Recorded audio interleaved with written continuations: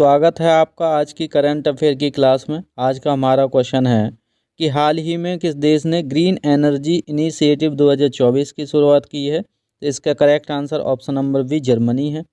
Germany के द्वारा green energy initiative की शुरुआत की गई है। ग्रीन एनर्जी के तहत जो जर्मनी है वो 2030 तक लगभग 50% कार्बन उत्सर्जन कम करने की कोशिश करेगा या उसने अपना लक्ष्य रखा है। इसके तहत नवीकरणीय ऊर्जा उत्पादन को बढ़ावा मिलेगा। इस योजना से पवन ऊर्जा और सौर ऊर्जा पर ध्यान केंद्रित किया जाएगा। इसका जो मुख्य फोकस है वो ग्रीन हाइड्रोजन का उत्पादन करना है। किसका? ग्रीन हाइड्रोजन का क्या करना है? उत्पादन। ग्रीन हाइड्रोजन का उत्पादन से क्या होगा? हमें ग्रीन एनर्जी प्राप्त होगी और इसके तहत लाखों जो नौकरियां हैं वो सृजन होने के क्या हैं, इससे चांस होंगे। हाल ही में राष्ट्रीय किसान सम्मान पुरस्कार 2024 किसे दिया गया है? तो इसका जो करेक्ट आंसर है ऑप्शन नंबर बी, यानी कि ये पुरस्कार सीमा चौधरी को दिया गया है। सीमा चौधरी को इस सम्मान से क्यों सम्मानित किया गया है? क्योंकि इसके तहत उन्होंने जैविक खेती में उत्कृष्ट योगदान दिया है और इसके तहत 500 से अधिक किसानों को रोजगार मिला है। और सीमा जो चौधरी हैं वो तकनीकी पर्यावरण में अनुकूलन लाने में अपना योगदान दे रही हैं। इससे हमारा जो प्राकृतिक खाद है उसका उपयोग अधिक से अधिक होगा और जल संरक्षण पर भी इन्होंने कार्य किया है। इससे क्या है, जो हमारी भूमि की उर्वरता है उसमें जो कमी आ रही है लगातार उर्वरता में, वो प्राकृतिक खेती के थ्रू क्या होगा, उर्वरता में क्या होने लगेगी? वृद्धि होने लगेगी। ये जो सम्मान है वो नई दिल्ली में आयोजित किया जाएगा और इस सम्मान के तहत जो ग्रामीण महिलाएं हैं उनके लिए ये प्रेरणा का स्रोत भी रहेंगी। नेक्स्ट है जो हमारा क्वेश्चन है कि हाल ही में किस भारतीय राज्य ने ई गवर्नेंस एक्सीलेंस अवार्ड 2024 जीता है? तो इसका जो करेक्ट आंसर है वो ऑप्शन नंबर हमारा है सी, तेलंगाना। किसने जीता है? तेलंगाना राज्य ने इस पुरस्कार को जीता है। ये पुरस्कार क्यों मिला है? क्योंकि राज्य ने ऑनलाइन भूमि रिकॉर्ड और राशन कार्ड जैसी सुविधाएं शुरू की हैं। टी हब, टी वर्क जैसे इनोवेशन जो प्लेटफॉर्म है उनमें इसको सफलता मिली है। इससे ग्रामीण और शहरी दोनों क्षेत्रों को जोड़ा जा सकता है। इससे जो भ्रष्टाचार है उसमें कमी आएगी। इसके लिए इस पुरस्कार से तेलंगाना को क्या किया गया है? पुरस्कृत किया गया है। नेक्स्ट क्वेश्चन है कि हाल ही में किस भारतीय राज्य ने महिला उद्यमिता योजना 2024 की शुरुआत की है?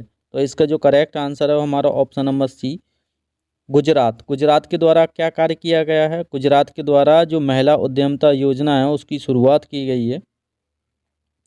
इससे जो महिलाएं हैं उन्हें अपना कार्य शुरू करने के लिए लगभग 50% तक की सब्सिडी दी जाएगी। साथ ही सरकार इन योजना के तहत उन्हें प्रशिक्षण भी देगी और इसका जो मुख्य फोकस है वो ग्रामीण और शहरी जो दोनों क्षेत्र हैं, इन दोनों क्षेत्रों में महिलाओं को आगे बढ़ाना है। इसके तहत उन्हें जो धनराशि है वो लगभग 5 लाख से अधिक धनराशि इन्हें दी जाएगी, जिसमें 50% छूट, यानी कि उन्हें जो 2.5 लाख रुपए हैं वो पे करने पड़ेंगे और 2.5 लाख रुपए हैं वो गवर्नमेंट खुद पे करेगी। इसके तहत जो गवर्नमेंट ने लगभग 500 करोड़ रुपए का बजट रखा है। नेक्स्ट हमारा क्वेश्चन है कि हाल ही में किस देश ने एशियन इनोवेशन फोरम 2024 की मेज़बानी की है? तो इसका जो करेक्ट आंसर है वो हमारा ऑप्शन नंबर बी, सिंगापुर के द्वारा क्या किया गया है? सिंगापुर के द्वारा एशियन इनोवेशन फोरम 2024 की मेज़बानी की गई है। तो सिंगापुर ने एशियन फोरम 2024 की तो मेज़बानी की है। इस फोरम से टेक्नोलॉजी और इनोवेशन को बढ़ावा मिलेगा। 20 देशों के लगभग 2000 से अधिक प्रतिनिधियों ने इसमें भाग लिया है। भारत ने डिजिटल इंडिया और मेक इन इंडिया की पहल की प्रस्तुति की है। इससे एआई और ब्लॉकचेन और ग्रीन टेक्नोलॉजी पर चर्चा की गई है। नेक्स्ट हमारा क्वेश्चन है कि हाल ही में किस संगठन ने एशिया जलवायु वित्त पोषण पहल की शुरुआत या घोषणा की है? तो इसका जो करेक्ट आंसर है वो ऑप्शन नंबर ए, एशियाई विकास बैंक के द्वारा यह पहल शुरू की गई है। एशियाई विकास बैंक को शॉर्ट फॉर्म में क्या बोलते हैं? एडीबी हम कहते हैं।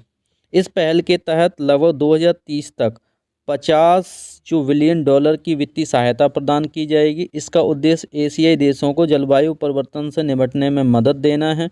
इससे सौर ऊर्जा, पवन ऊर्जा परियोजनाओं को प्राथमिकता दी जाएगी और छोटे और मध्यम आकार के उद्योगों को इससे क्या मिलेगी? सहायता मिलेगी।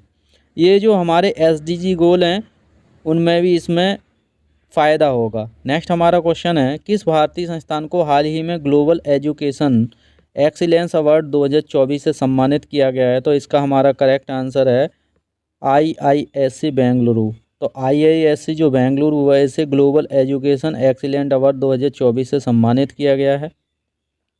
सम्मानित होने के कुछ मुख्य कारण हैं, जैसे कि पिछले वर्षों में लगभग 10,000 से अधिक शोध पत्रों का प्रकाशन जो IISc बेंगलुरु के द्वारा किया गया है।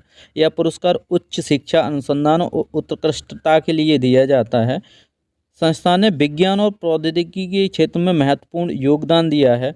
यह भारत के शीर्ष अनुसंधान संस्थानों में से एक है। कौन? IIT बेंगलुरु। ठीक है। नेक्स्ट हमारा क्वेश्चन है कि हाल ही में किस भारतीय क्रिकेटर को ICC cricketer of the year 2024 से चुना गया है? तो ये करेक्ट आंसर है हमारा इसका शुभम गिल। हमने कल भी इसके बारे में चर्चा की। अगर आप हमारी क्लास की PDF चाहते हैं तो हमारे टेलीग्राम चैनल को अवश्य ज्वाइन करें।